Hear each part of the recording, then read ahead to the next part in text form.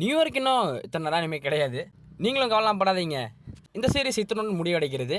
இன்றைக்கி கதை என்னென்னு பார்த்தீங்கன்னா, நியூ இயர்க்கு முன்னத்து நாள் டிசம்பர் 31 அன்றைக்கி காலேஜ் உண்டு. ஸோ நாங்கள் காலேஜ் போயிட்டு வழக்கம் போல் எனக்கு பார்க்கணுமோ அதெல்லாம் பண்ணிட்டு எல்லாத்துட்டையும் இந்த வருஷத்துக்கு ஒர்க்க போகிற இந்த காமெடி அடுத்த வருஷம் தான் பார்க்க போகிறோம். அந்த காமெடி எல்லாத்துட்டையும் போட்டு நல்லா மொக்க வாங்கிட்டேன்.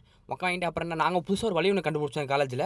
அப்புறம் காலேஜ் முடிஞ்சு இன்றைக்கி கடைசி நாள், வருஷத்தோட கடைசி நாள் என்ன ஒர்க் அவுட் போகலான்னு சொல்லிட்டு இன்றைக்கி வந்து ஆப்ஸ் போகலான்னு போய் கிளம்பியாச்சு. இத்தனை நாளாக என் வீடியோ வந்து சலிக்காமல் பார்த்தவங்களுக்கும், எனக்கு லைக் போட்டவங்களுக்கும், ஷேர் பண்ணவங்களுக்கும் அனைவருக்கும் ரொம்ப ரொம்ப நன்றி. ஏன்னா நீங்கள் இல்லாமல் நான் இல்லை. என்னதான் பெருசாக ரீச் இல்லைனாலும் என்னோடய ஃப்ரெண்ட்ஸ் அந்த 2000-3000 வியூஸ் மக்களுக்காக வந்து நானே செல்ஃப் மோட்டிவேட் ஆகிட்டு இதை எப்படியாவது பண்ணி முடிக்கணும். எஸ், நடுவில் 2-3 நாள் வந்து வீடியோ போடல, நடுவில் கொஞ்சம் நாள் வீடியோஸ் போடல. நான் நிறையா சீட் டயட்லாம் வச்சுருந்தேன். பட் இருந்தாலுமே அந்த கோலை நான் வந்து அச்சீவ் பண்ணிட்டேன். அந்த வீடியோ வந்து கீழே லிங்க் பண்ணுறேன், நீங்கள் பார்த்துக்கோங்க. அண்ட் நிறைய பேர் சொன்னாங்க உன்னால் முடியாது, யூ காண்ட், யூ குடின்ட்னு. அந்த time I just smile and move away from them. But my previous video is best answer for to them. Go and see my haters. மீண்டும் சொல்கிறேன்னா உங்களுக்கு நான் ரொம்ப கடமைப்பட்டிருக்கேன். நீங்கள் எல்லாத்துக்கும் ரொம்ப ரொம்ப நன்றி தோழர்களே.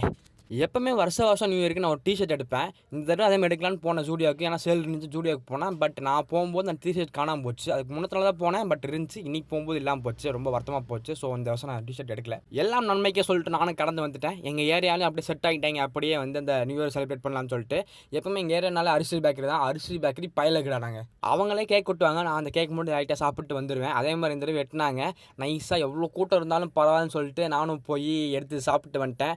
எல்லாத்துக்கும் very very wish you happy new year தோழர்களே. இத்துடன் வீடியோ முடிச்சுக்கிறேன்.